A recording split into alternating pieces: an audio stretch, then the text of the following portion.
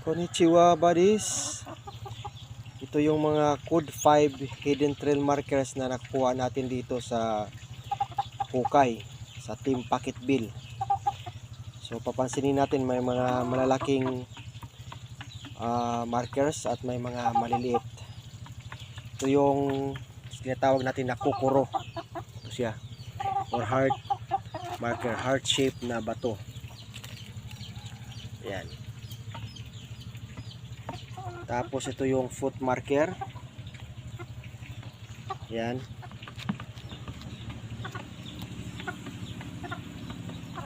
Ito naman yung maliit na heart. Yan. Saka may triangle. So ito yung mga palatandaan na nasa sinto tayo.